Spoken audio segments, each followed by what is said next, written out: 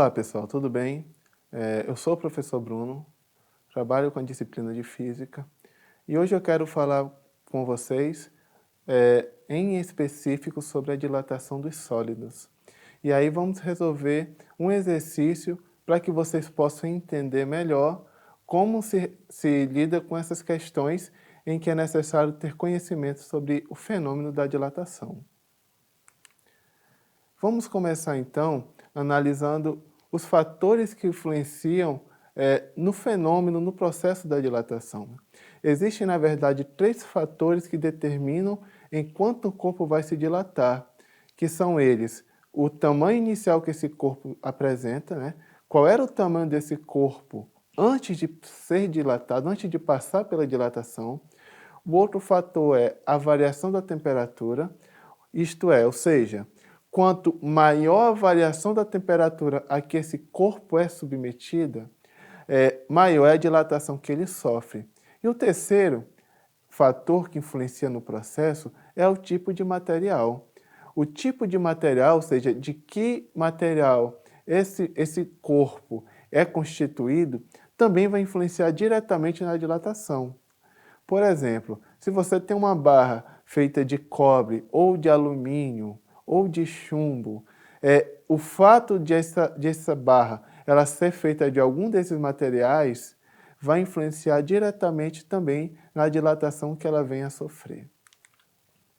Então, pessoal, existem 3 tipos de dilatação que são elas: a dilatação linear, que é quando se dilata apenas uma dimensão do material; a dilatação superficial, que é aquela em que se dilatam 2 dimensões; e a dilatação volumétrica, que é aquela em que se dilatam as 3 dimensões, né? Ou seja, o volume inteiro do material. Observem aqui comigo rapidamente na imagem. Nós temos aqui na imagem uma barra de ferro com um comprimento inicial, esse L0. O L0 indica que é o comprimento inicial da barra. Quando essa barra ela é aquecida, note que ela vai ter um novo comprimento. E aí a diferença, né, ou seja, o quanto ela aumentou com quanto ela tinha antes, é o que nós chamamos de dilatação linear. E aí nós temos a equação que representa, que estrutura todas essas informações. E aí eu vou mostrar para vocês na imagem o que cada item dessa equação significa, né?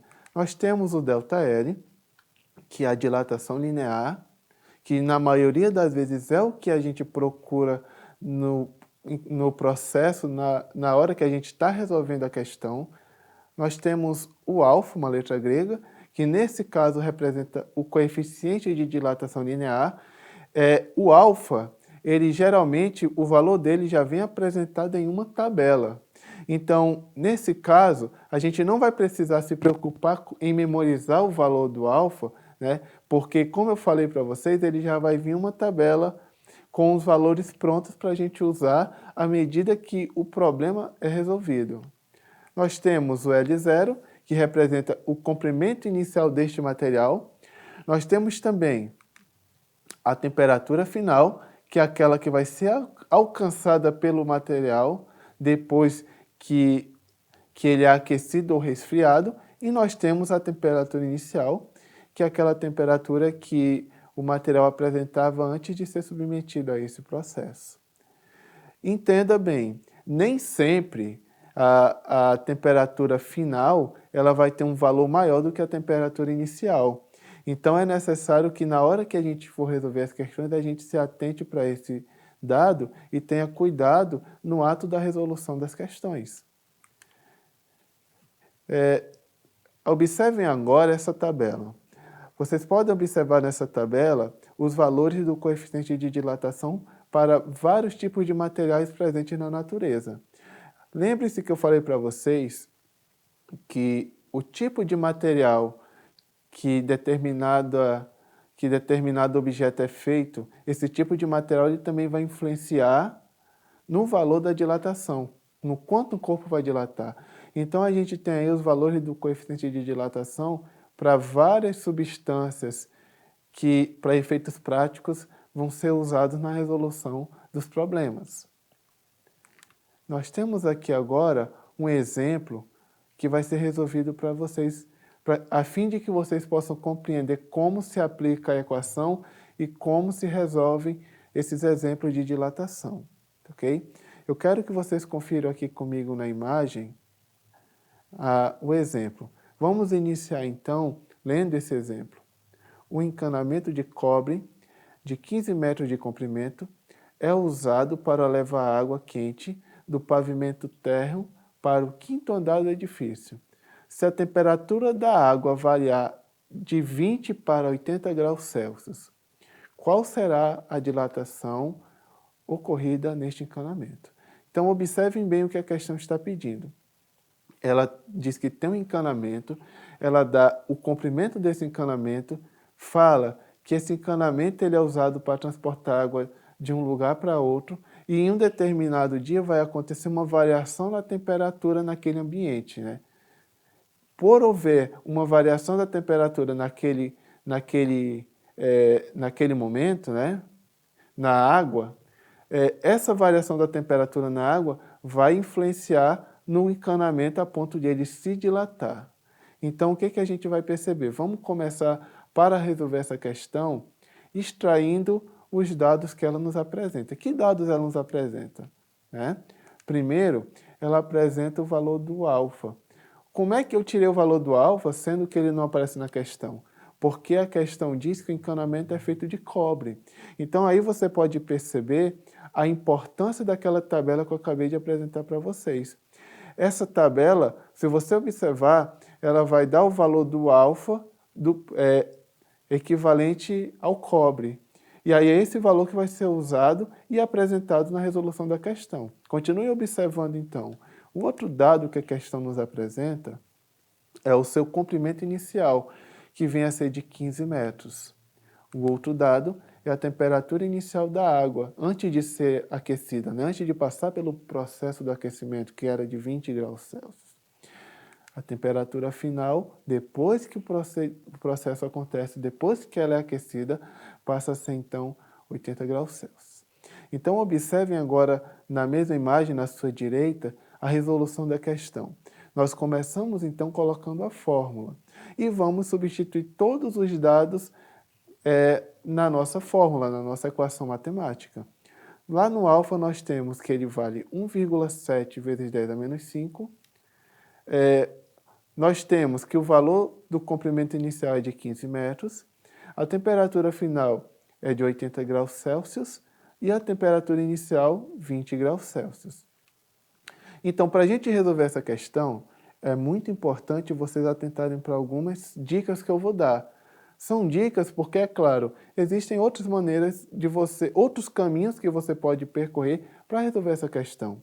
Só que eu vou dar algumas dicas, então confira comigo na imagem. Primeiro, observem o 10 a menos 5. Esse 10 a menos 5, eu recomendo que você deixe ele por último. Por que, que você deve deixar ele por último? Porque, como ele se trata de uma potência, a gente vai ter que trabalhar com as casas decimais. Então, eu acho que é mais viável, e a sugestão que eu deixo para vocês, né, e é o que eu vou mostrar na resolução, é que você vá fazendo todos os procedimentos e deixe justamente essa potência para o final, tá ok? Então, nós vamos iniciar fazendo a conta de subtração, 80 menos 20. E aí, no caso, vai dar 60. Agora, observem que nós temos 1,7 vezes 10 a menos 5 vezes 15 vezes 60. Vamos continuar com a mesma estratégia usada. Vamos deixar a potência por último. Então, significa que nós vamos pegar e multiplicar 1,7 vezes 15 e vezes 60. E o resultado da multiplicação aparece logo abaixo, né? Dá 1.530. E a potência ela é repetida do lado do resultado. Então, vai ficar que a dilatação sofrida, né, que é o que a questão está querendo saber, é 1.530 vezes 10 elevado a menos 5. Então, notem agora que a gente pode trabalhar com potência. O que a gente vai fazer então? Observem aí na potência que nós temos o expoente menos 5. O menos significa que você vai saltar 5 casas decimais para a sua esquerda. No caso, quando o expoente é negativo, é para o lado esquerdo. E geralmente quando ele é positivo, ou melhor, sempre que ele é positivo, é para o lado direito. E aí o valor do expoente representa essa quantidade de casas decimais. Como nesse caso, o valor do expoente, né, é menos 5, então são 5 casas para o lado esquerdo. Perceba que daquele ponto de multiplicação para a esquerda, nós temos 4 casas decimais. Então, se você saltar essas 4 casas decimais, ainda vai faltar uma para completar as 5 necessárias. Como ainda falta uma casa, o que a gente faz? A gente vai acrescentar um zero depois da vírgula, resultando, então, que a dilatação linear sofrida é de 0,0153 metros, ou 1,53 centímetros. O que esse valor representa, então, pessoal? Esse valor representa a dilatação sofrida pelo encanamento devido ao aquecimento da água. Então, pessoal, como desafio para vocês, fica essa questão para tentarem fazer em casa. E aí eu vou ler ela aqui rapidamente e aí vocês vão tentar fazer em casa. Confira aí comigo rapidamente a questão. Um cabo de alumínio de 150 metros de comprimento é preso entre 2 postes, em um dia em que a temperatura é de 35 graus Celsius. Quanto será a dilatação sofrida se a temperatura baixar para 20 graus Celsius? Então, note que, nesse caso, a temperatura final ela diminuiu. Então, tenha cuidado na hora que você for resolver a questão com essas informações, tá ok? Então, pessoal, a gente vai ficando por aqui. Agradeço a atenção de vocês e não esqueçam de conferir as outras aulas e fazer as outras atividades presentes na plataforma Eduque. Até mais!